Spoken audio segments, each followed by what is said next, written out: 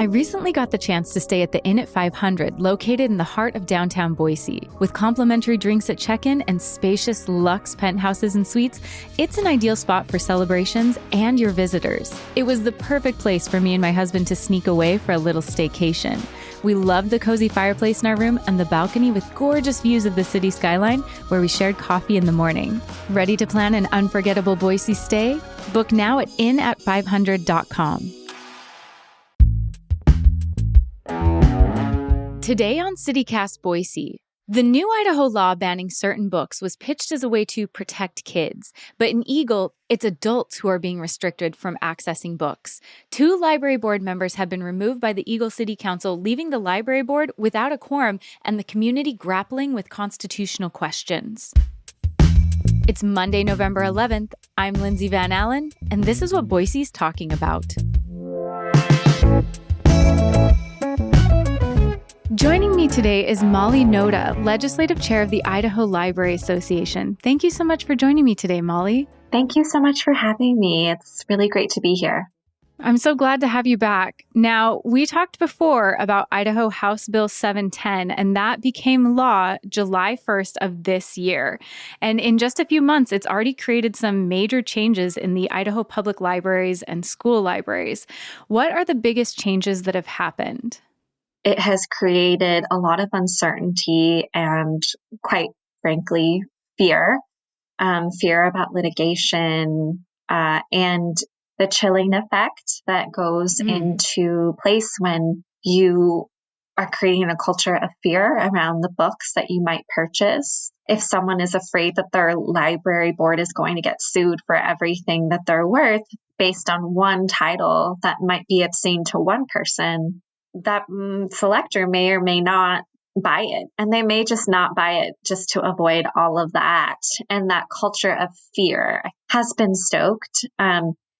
Because the bill is so unclear, communities and library boards are interpreting it in their own way.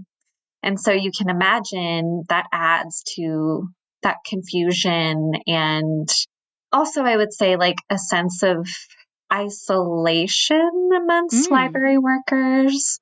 Just this culture of like, I want to do my job, and the law has made it confusing.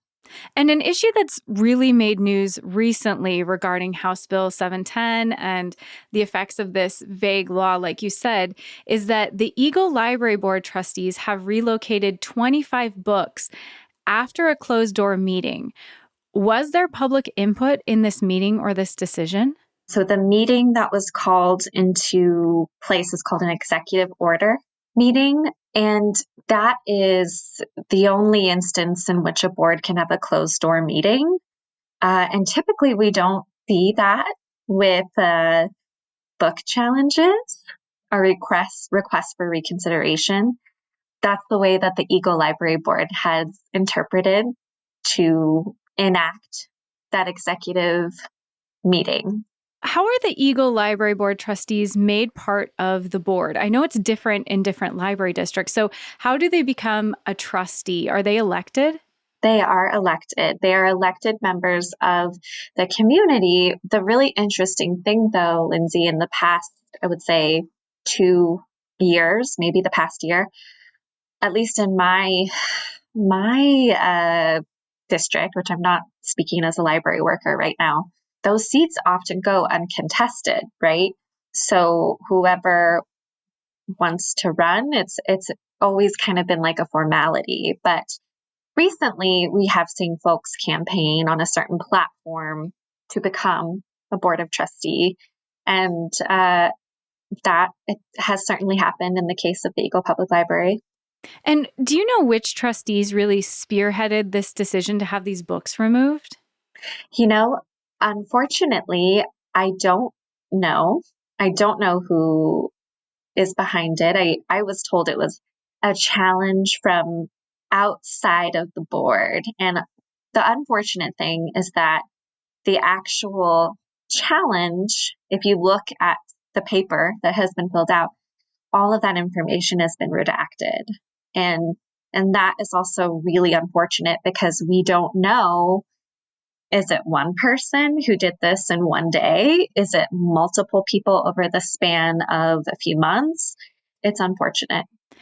Okay, Molly, it's also my understanding that the Eagle Library Board of Trustees also removed 3 books from circulation entirely. What books were removed? So I believe that they relocated 3 books behind the desk. 22 books were moved to adult sections, which that does happen. I believe the 3 books that were sent were The Trauma Cleaner by Sarah Cranestein, Portnoy's Complaint by Philip Roth, and What Girls Are Made Of by Elena K. Arnold. Molly, wait, aren't 2 of those books adult books? Though I thought House Bill 710 only applied to children's books. The thing with the law, and yes, Lindsay, 2 of the books are adult titles, the Philip Roth and The Trauma Cleaner, which is a memoir, I believe. The thing that is hard and the confusing thing about this bill is the language where it says no library shall make available. And that's really what we had a hard time with, looking at the bill and talking about it with the sponsors is, what does that mean? What does that look like? And does that mean having a book out on display as a staff favorite on the way to the kids section? Does that mean having something that, is upstairs in the adult section and your child wanders away, which happens all the time, and they happen to go to the new fiction or the classics? It's such a slippery slope. And this is what we're seeing. This is the real life consequences of interpreting the bill with an abundance of caution, so much so that it completely violates First Amendment rights. And that's what I wanted to ask you about is maybe I'm confused, and that could totally be what's happening. But can you explain, like I'm 5, how removing adult books from the adult section and having them be restricted behind the counter doesn't violate the First Amendment rights of everyone living in the Eagle Library District? If you are making information, if you're creating a barrier, if you are creating a sense of, oh, that's not really easy to access, that is 100% infringing on your First Amendment rights, which we take very seriously. If one person feels that that right has been impeded, then we librarians are going to talk about it. So, Molly, with this restriction with these books, let's say me, as a fully grown adult woman, wants to read The Trauma Cleaner. What do I have to do to check out that book if I go to the Eagle Library? So, Lindsay, if you wanted to read that book, the way that it's being sort of modeled by certain board members of the Eagle Public Library is it's just like a CD with a video game or a hot ticket tech item. You take the case, it's called a dummy case that they leave on the shelf. You bring the case to the front of the circulation desk and you say, hey, I want to check out this book. And then they hand you the book and you're good to go. Do I have to show that I'm an adult though? Yes, you do. Okay, so I'm guessing that involves showing some ID then. I mean, I do have to verify that you are over 18. So I would have to show ID to check out a book, because that's different than getting a CD or a hot ticket item. And it creates that atmosphere even beyond getting your ID out. Does that create an atmosphere where you feel safe in wanting to check out a book? Like, what implicit messaging is behind that? I can't tell you how many times I've been in a library. I've seen like a robot I wanted to check out. And I'm like, hey, you know what? I like this. But let me bring the case up. I can't be bothered, And so when you bring a book, when you bring an idea into that, I think there's really a sense of like, be careful reading this. Well, and it also, I mean, just for me, It feels like there would be some anxiety involved. Why do I have to show my ID to this librarian I don't know? And I love librarians, but what is wrong with this book? What is now being Right. implied as bad about this book or wrong about this book that I have to prove I'm an adult, just like with alcohol, just like with tobacco? There's an implication that it's a vice or there's something wrong with what is in that book. If I have to show ID and it's behind the counter and I can't just grab the book and read through it and see if I want to read through it. I have to go through this whole process. There is this implication that there's something wrong with that book. I agree. Every library is different, right? And the communities that we purchase for, the programs that we set up, and how a library functions, it's not going to look the same here versus Twin Falls, or even Victory and 5 Mile and downtown Boise. But the big thing that like libraries all agree about is that information needs to be readily available for all community members. And we have it all. I buy books I don't like all the time, and they have political ideals that I don't agree with. But that's my job, and it's not about me. Well, and that's what I appreciate about our libraries and our librarians is how much you defend and stand up for our constitutional rights. That even if you don't like a book, but let's say it's a book I want to read or I'm very interested in, that's why the First Amendment exists. It doesn't exist so we can talk about the weather. Exactly. And it's, what it really comes down to, Lindsay, is it's also parents. It's that local control and those parental rights.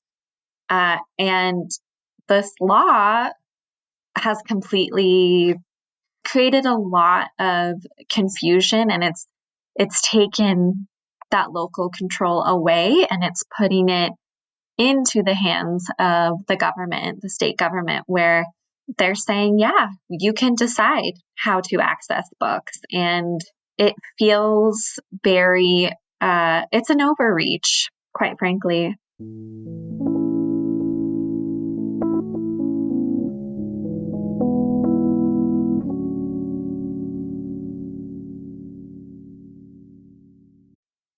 This episode is brought to you by Amazon. The holidays are here, and you know what that means? It's time to get your friends and family the gifts they deserve. Take the stress out of shopping with Amazon's great deals and low prices on a huge range of items from toys to tech and much more. Whoever you're gifting for, Amazon has great prices on everything you need this holiday season. Shop Black Friday week starting November 21st. Molly, are there other copies of those books that we've talked about that have been pulled and restricted that are in circulation through the interlibrary system? Yes, it looks like there are 3 other copies in our consortium. 2 are unavailable right now, and 1 is available for request. And you can use your library card to place a hold on it, and it will be couriered to wherever you pick up your library books.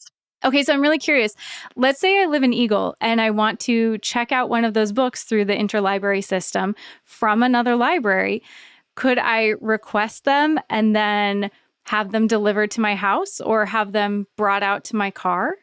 I mean, if you're picking up a book from the Eagle Public Library that has been deemed as an adult restricted item, there's going to be certain cautions in terms of checkout procedures that library is going to have to put into place. So I'd have to go into the library. I mean, I don't mean to sound, I just like my books delivered, but so I probably couldn't have it delivered if I live in Eagle. I don't think so. And I don't think that they have a home delivery service, to be fair. You're a Meridian card holder, right? Mm-hmm. Yeah. Okay. And you want to place a hold on that Eagle copy of the Philip Roth book that is now cataloged as an adult restricted book. Is that right? Yeah. Yeah. You tell me, Lindsay, how does it work? No, see, I'm not a legislator or a librarian, so... Yeah, confusion. Complete confusion. Because it just seems to me like, let's say, for instance, there weren't other copies of those books in our interlibrary system, let's say the only copy was an Eagle, it seems to me that their board could effectively ban those books for adults, or, restrict them so that you have to show ID. These books that are adult books in the adult section marked for adults, that this could be a widespread restriction to other people in other library districts too. Yeah, and that was definitely one of those things that came up time and time again when we were at the State House. We asked so many of those logistical, operational questions, and we got a lot of you'll figure it out. And what really happens, again, is confusion, frustration, and the scariest thing of all is that the implication of, we're eroding First Amendment rights. And I think it's been hard to see, because it's also done in a way that is, we just don't have information about where all of these requests came from, who are these patrons, is it multiple people? Again, like I said, and this is the result, right? It's such a slippery slope, and now it's happening in real life. And what kind of a burden does it put on other libraries because the Eagle Library Board trustees have effectively removed these books and placed some in a very restricted position? With any sort of change or shift in any branch's operation, other local branches feel it. I think with this, it gives bad actors a really good stage to come in and lodge these requests for adult books to be taken off the shelf or put behind a desk. If people also are like, well, I don't really want to go to Eagle, even though it's my local library, I don't want to have to hand my ID. I don't want the front desk staff to stare at me, even though they probably would not care. It still puts that undue burden on you. And so you're going to go to another library, which is fine. We want that. Does that create a system that is going to be creating strain on other branches? It's really hard to say right now in this instance. If it happens continuously, I would suspect operations would be impacted by other libraries. And what has been the response from librarians? And what's been the response from the community? It's been a lot. It's painful. It's very painful, especially when there's been rhetoric that's very much we don't have the best interests of children in mind. To see it happening now, and to know that the work that we do day in and day out is dedicated to making sure that we create an incredible community for our kids, it's heartbreaking. It's really heartbreaking. A lot of community members who ask me about it, or maybe it comes up in conversation when I'm off the clock, they're just like, are you serious? Completely blown away, shocked. They did what? What? Are you serious? And I'm like, yeah, this is happening. These are the real life consequences of this bill. Is we are living in a time where we feel we have to police everything, and we're policing ideas. Molly, I'm really curious, what can people do? What can maybe our listeners do if they don't agree with books being kept from adults? Well, first of all, vote for the community and the ideals that you want to see. Volunteer for your local library. Get to know the people in your local branch. Let them know that you support them, that you love what we do. Run for a board of trustee position. A lot of positions will be coming up in a few years for reelection. run for those positions, write those letters to the editor about how you don't agree with what you're seeing. Write, again, everyone, I feel like a broken record, writing to your representatives, even when it's not during the session. I would also say donating to ILA. We do have a legal defense fund where we are helping libraries around the state with these situations as much as we can. And of course, as a nonprofit and a volunteer organization, we're always looking for donations. We'll put a link to the Idaho Library Association, or ILA, to their website. You can find out more about them. We'll have that as a link in our show notes. And Molly, thank you so much. Thank you for taking the time to discuss this. I know this is a heavy topic and a difficult topic, so thank you for breaking it down for me. Thank you for having me, Lindsay. It's a pleasure as always.